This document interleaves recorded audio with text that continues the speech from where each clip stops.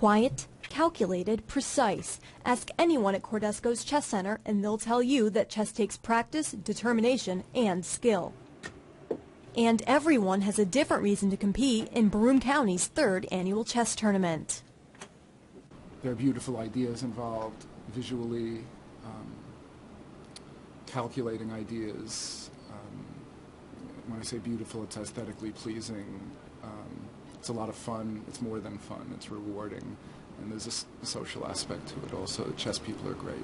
And others say, when you're a kid, between now, thousands. We used to play thousands and thousands of games. There used to be a chess club at the YMCA downtown. It's fun because it's a challenge. But for Noah Drum, chess is a passion that he's had since he was 5 years old.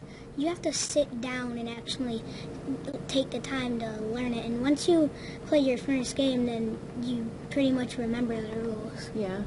But it's kind of hard because there's different moves you can do. Noah and Dan both agree that chess is a great thing for kids to learn. It's fun, it helps you think, and it gets you out of the house. You have to have skills in playing it. It's not something you just know, because it's more constructive than just watching TV or playing video games. From its believed origins in the 6th century to practically being standard on most computers now, this mathematical game isn't just for pros. You have to have patience and discipline and really think your moves ahead of time and really see the consequences of your action. I think it's a very good activity for kids. And whether you know what castling is or not, this here? Yes. And then are you King right there. this back? chess is a game that both young and old can excel at, and Dan's dad says that he's already doing great. Those older brothers, watch out. Here he comes. 64 squares, 32 pieces, and lots of fun. In Binghamton, Elise McGlonis, YNN. Well, folks, another great tournament. The 2015 Tradewise Gibraltar Chess Festival being played in Gibraltar. Unbelievable scenery. Gibraltar is an amazing place, amazing place. World-class players, one of the top-rated opens in the world. Karl Nakamura, Topalov, ex-world champion, Huey Fan, you name it, they're there. Oh, a whole lot of English players, you name it, they're all over the world. And they all come here to Gibraltar once a year for the Gibraltar Chess Festival 2015. From January 26th to February 15th, 2015. Don't miss any of these great games. Hi folks, John Cordisco here. Another game from round 5 of the Gibraltar Chess Festival from the Masters section. This is between David Howell from England, current British champion. David's a cool guy. And Salem, he's a pretty good guy too. I think he's from United Arab Emirates. He's just played in Vikings A, so he had to jump a plane for the Netherlands and go right to this tournament here in Gibraltar, so he didn't get much of a rest. But anyway, this is a pretty interesting game. It's going to be a real low pay. Howell is white, Salem is black. I've seen Salem in a couple of interviews, and he's a nice guy. Big smile, you know, he's cool. David's a cool guy, too. Fun. F takes, D takes, knight F6. Castles, bishop c5, bishop takes, exchange that. Interesting though, the computer always likes b takes. Now I know if you play d takes, it runs into a lot of bad things. B takes, knight takes, castles. If you were wondering, knight takes e4, queen h5 check, g6, knight, pawn, queen takes, good night, rook d1, it's over.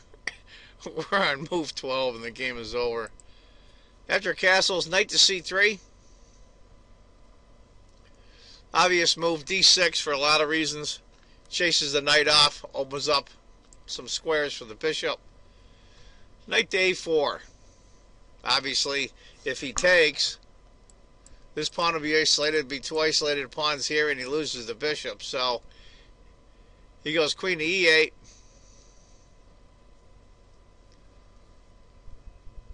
Interesting though, the computer's best choice is knight to d3. And that's what he did, but I think all of us, in a millisecond. But what happens is if you take the bishop on c5, queen takes c5. It's not, everything is not what it seems. And that's pretty good pawns there still for black. So knight to d3 is the correct move. Excuse me.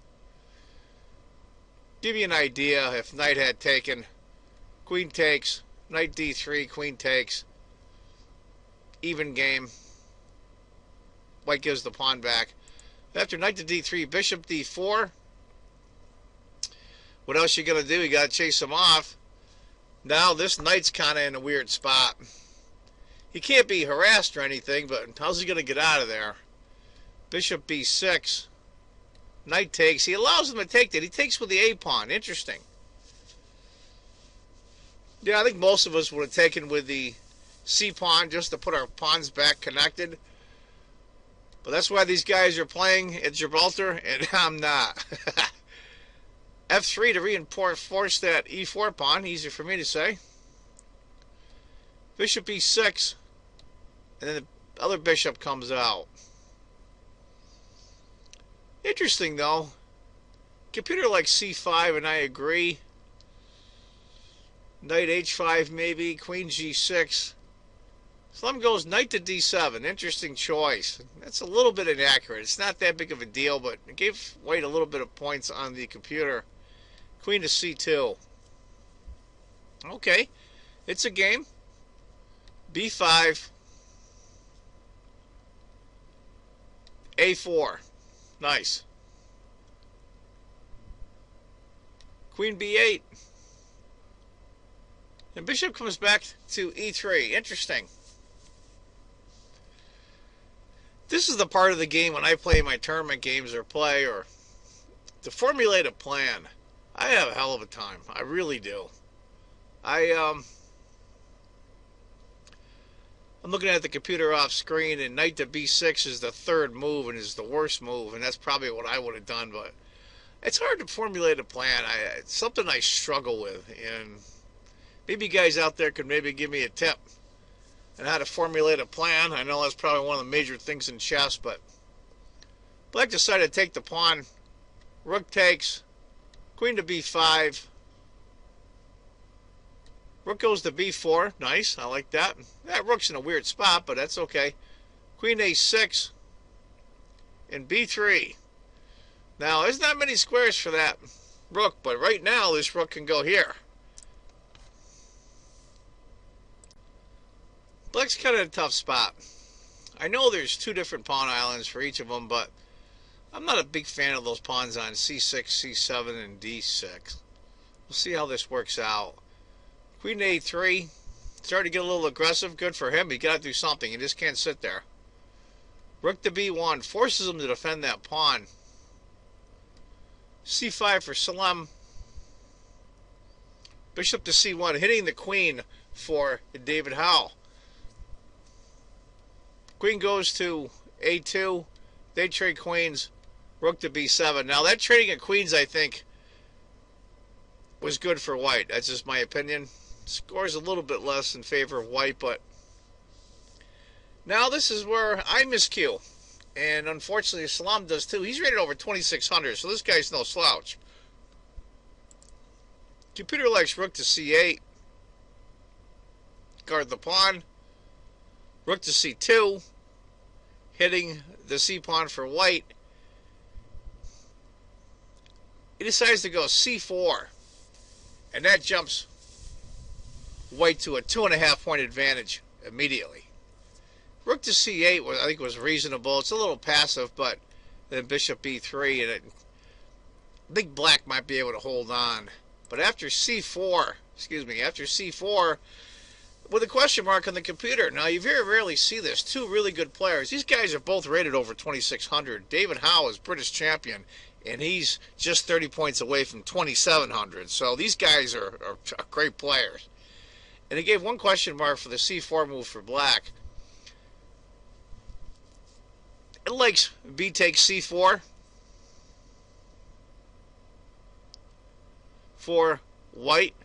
doubling up the pawns, but it likes it anyway. But David made a move that doesn't really look that bad, but the computer just hated it. Gave him a double question mark. In fact, it even says white is ruining his position. What it liked instead was b takes. After b takes, knight b4, rook e2, rook takes, knight to e5. And that's way better scenario for white. Why, I don't know, because it doesn't look that bad. Anyway, after knight to e4, now black makes another questionable move. Makes 2 question mark moves in a row. The worst move on the board. Knight to c5 is what the computer liked a lot. And I think that's a very natural move. You see what it is? He plays rook takes. He seconds the exchange. And that bishop takes. Now the computer liked knight to c5 instead of rook takes f4. And after rook takes, c takes, rook takes the rook, knight takes the bishop, rook a to f8. Now those you keeping track of this scenario, white has 2 pieces and a pawn for a rook currently. Knight takes, rook a1, rook takes, knight takes, rook b1. And believe it or not,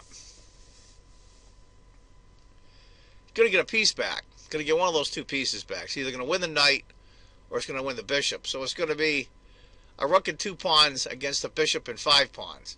And it only gives white a 1-point advantage. So that might have been the way to go. Well, that's an awful long scenario. But after that, bishop takes, c takes. He thought this pawn could get through. Knight c5. Bishop takes. White's almost 3 points ahead, but you got to continue with your plan. When you're in for a dime, you're in for a dollar. Bishop takes. If rook had taken the knight, then that's it. Black wins. After king and f2, rook takes. But if bishop takes, rook, king f2, he gives up the rook. Rook to b7. Bishop c8, rook c1. He has to take the pawn, of course. Rook takes, bishop. Rook goes to c7, of course. That's a good spot for that. g4, king f7. It's almost a 3-point advantage now for white. h4, rook c1, rook a2. And we're on move 38. Probably was short on time as well. The time control's at 40 moves. To give you an idea, the computer likes rook c7 and king e3. And that's where Salem resigned. He could have grounded out for a while, but it's over. Anyway, folks, that's another game from round 5 of the Gibraltar Chess Festival, the Masters section, between 2 really good guys and good players. David Howell, current British champion, and Saleh Salam from United Arab Emirates. And as I always say in all my videos, if you think chess is just a game, you're not playing it right. Take care, folks. Bye-bye.